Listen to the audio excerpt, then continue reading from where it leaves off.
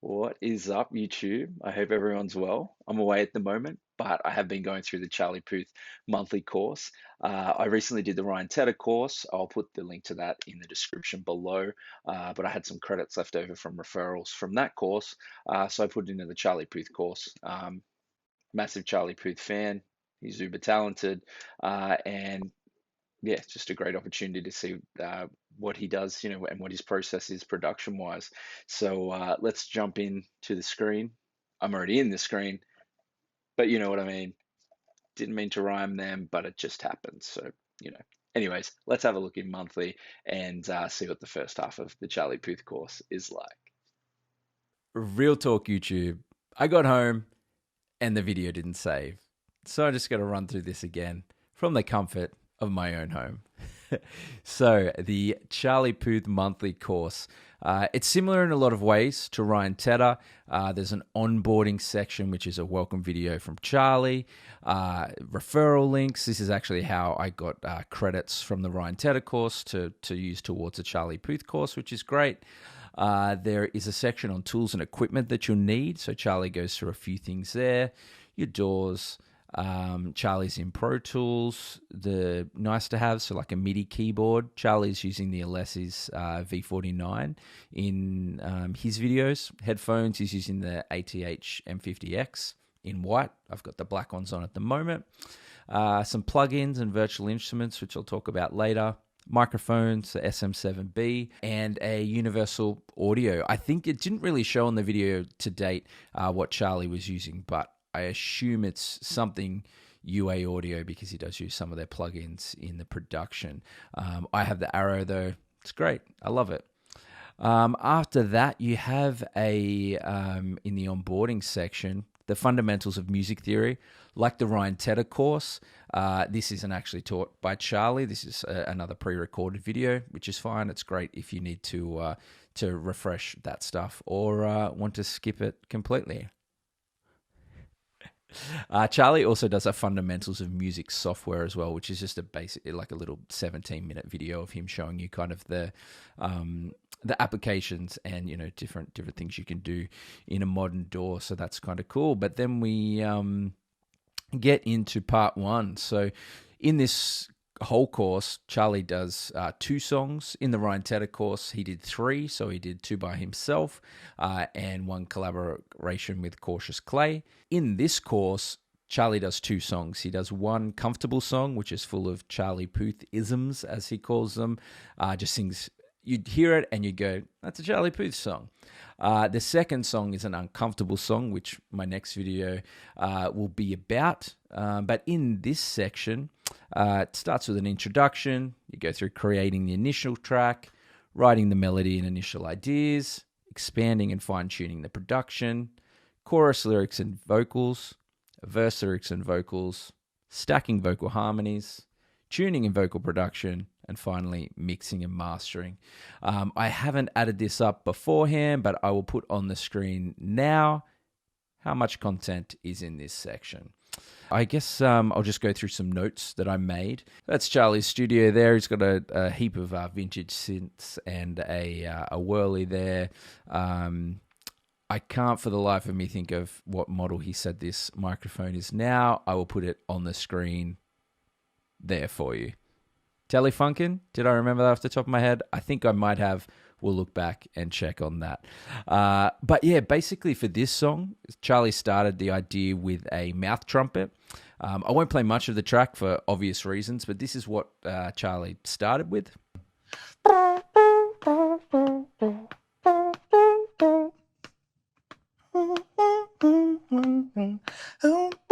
Probably just like repeat that over and over again. And this is what he finished with.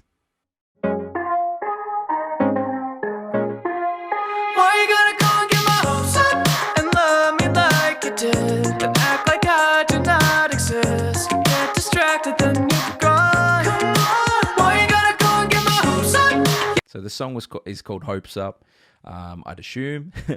But what he actually did was he ended up bouncing the mouth trumpet sound that he recorded on his phone into Pro Tools, as you've seen him do on YouTube before, I'm sure.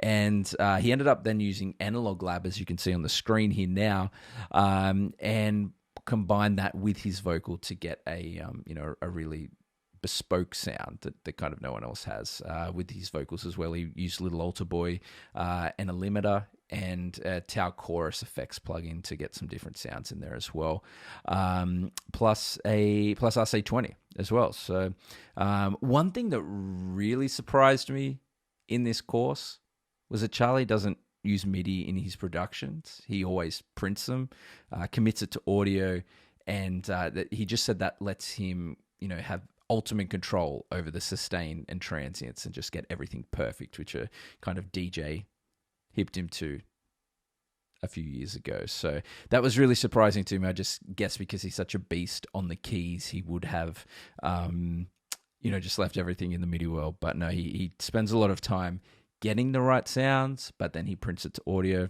so he doesn't have to mess around with it later. So it makes sense now that I've seen him doing it, instead of having, 100 MIDI tracks and then you're like, maybe I'll try a different sound on that. A couple of other hints from Charlie Puth is he said everything that you put into your art should be real. Another interesting thing he said was the presets are your friend. I know a lot of people that would be frowned upon, but in multiple plugins, Soothe and some of the Waves plugins, you just found a preset if it was for vocals, vocals, and just tweaked it from there. Another thing Charlie mentioned was that his engineer helped him set up his Pro Tools template, just so he's kind of, once he gets into a session, he's got everything there that he needs just to get the ideas out quickly. So next, Charlie moved on to lyrics, and similar to Ryan Tedder, he wanted to keep everything, lyrically, like what would a human say? So in conversation and different things, just because he's kind of like, I forget exactly how he said it, but it was like, if I'm singing something that people say, when they hear it in the song, it almost feels like, hey, I kind of wrote this song, or I know this song because they've used that phrase before. So in this instance, why you got to go and get my hopes up? I think a lot of people have said that before. If you haven't, let me know in the comments. But yeah, Charlie started recording a lot of vocals and just a couple of, I won't go through, everything take by take, but a couple of things that stood out was just the way he comps vocals. He doesn't kind of do multiple takes and then go through and kind of sort through them, comping like I do in Logic. He basically just has a master comp, and then he'll record on a track above that and then just select the section that he wants and drag it down to kind of like the primo take underneath that. He uses a lot of whispers on vocal stacks. That was taught to him by Babyface, which is kind of cool. And he'll also, mess with the pitches and stuff of those whisper takes. He loves Valhalla reverb, which I'll chat about plugins later. But yeah, he loves it. It's a great plugin. Ryan Tedder loves it as well. So yeah, Valhalla, you're doing good work. Thumbs up. Throughout the whole process, so he's so chill and cruisy. He just seems like a cool bloke, One thing that was interesting that he said is, if you don't have sections and a skeleton of a song, as in verse, pre, chorus, etc., he's like, even if you've got the greatest sounding snare or bass or keys, that's all you've really got is just good sounds, not an actual song. So that was something that stuck out to me. He mentioned as well in One Call Away, it felt too soon from the verse to the chorus the second time around. So he added 4 bars of the chorus after the second verse and wrote a new melody to put into that song. So you can check that out on that hit. Next up, Charlie moved on to strings and guitars. He added strings from a vintage keyboard and once again kind of, used Transient Master on them and recorded the sound and then kind of put them together as he pleased. So doesn't always necessarily play into Pro Tools what he ends up with. He does like to kind of chop and paste and move things around. He adds a bass, which you could see here from Native Instruments, which is a Scarby bass. And he plays it on the keys, which is, he's so good. But he tries to quantize the bass, but it really loses the groove, so he just leaves it like unquantized, which is cool. Another thing similar to Ryan Tedder, he just said, each section needs to keep the user engaged. So in this song, he has kind of like a verse, chorus, and then verse. The verse sounds like the chorus, but it's different chords. So, each section keeps the listener engaged. But in this section, he used Diva, which is an analog synth, Omnisphere, Pan Man by Sound Toys. One cool section was he mentioned he can't play guitars, and it was how he did the attention guitars was kind of bit by bit and with his voice. So what he actually does is he pulls up a guitar rig from Native Instruments and uses his voice to play the guitar through the amp rig, which is pretty cool. I actually did a little bit of a tongue-in-cheek video, which I'll put in here. Just like a guitar thing, like guitar, what do they call it? Pluck? Strum? Like palm-muted funky stuff? Splice. No, I'm not going to be able to. I could help. If you can't play guitar, I can play a little. this is how I did the attention guitars originally. Cool. Go to guitar rig, Okay. Andy in a bottle. Got it. Let's see. Charlie, put your headphones on, mate. Yeah. So this is what the guitar would sound like. All right.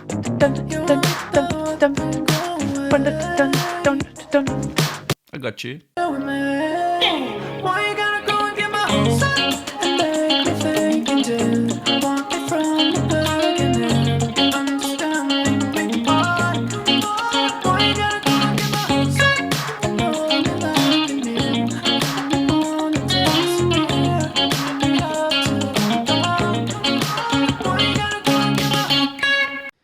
One section that was refreshing.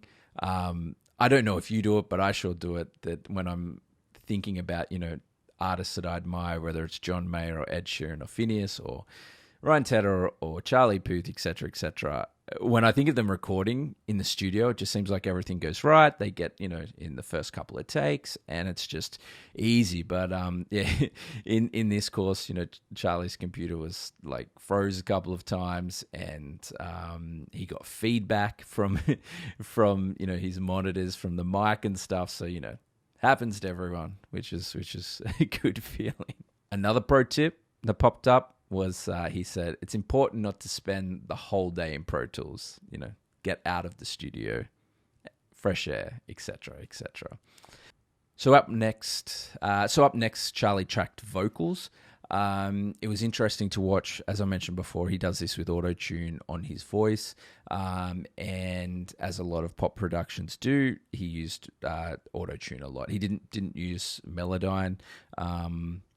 He just loved auto-tune. Personally, watching Charlie do it in auto-tune and Melodyne looks a lot better. What do you think? Let me know in the comments.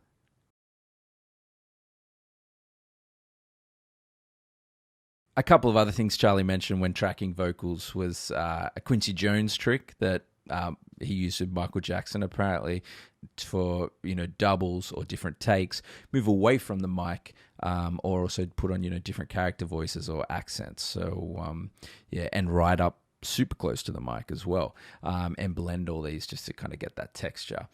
He did actually mention Ryan Tedder in this course, which was cool, having done the previous monthly by Ryan Tedder, and Ryan told him that if you have a difficult phrase or part in a song, literally separate it out word for word. In one section, which was interesting, Charlie actually sings a section of the song. He kind of, I think he transposes it down maybe a step, and sings that, and then pitches it up because he likes kind of the timbre that he had in his voice for that particular phrase. So that was cool to see. I haven't tried that before. Might try it down the track. So Charlie did a lot of vocal stacks, doubles, a lot of things had 6, 8, 10 different layers on vocals just to get that thick, fat kind of Charlie Puth sound that we're used to. He mentioned in See You Again that it had 180 background vocal tracks on the chorus, which is pretty nuts. That's a lot of Charlies if it's Charlie. A plugin that he mentioned specifically here was Airflow, Lo-Fi, which Max Martin spoke to him about. So and apparently it's used on a lot of Ariana Grande songs. So process-wise, while he was tracking vocals, he liked to start with the hardest part of the song, like the biggest intervals, or maybe it's a graveliest bit or something that's really kind of pushing your voice, and working backwards from that. And yeah, just he doubles everything a bunch of times. Like I said before, 8 times normal, then 6 breathy times, and left, right, center, double on lead. Like, yeah, lots of vocals here, people. Lots of vocals. And as I mentioned before, with getting the different vocal layers, he'll add, like the middle vocal, the center vocal will be normal, but all the other ones are breathy and maybe character voices or far away. So yeah, it's just a lot of that blending to get the sound that he's after. He'll also add some kind of side chaining different effects on vocals, just to get sounds. He mentioned that if he's stacking vocal lines that are quite staccato, he'll add one with a bit more diction than the others, just to kind of make it smoother on the ear to the listener. Charlie mentioned Phineas in the video as well, kind of saying he always just like admired his background vocals and were wondering why they just sounded so much wider than his. And he said the reason was, he was panning his vocals 100%. And that's Phineas kind of told him that, spread that out. So like 100, 78, 64, blah, blah, blah, just spread them out and they will sound wider as opposed to just, 6 vocals at 100% left and 6 at 100% right. Split those out over the numbers. Makes sense. Thanks, Phineas.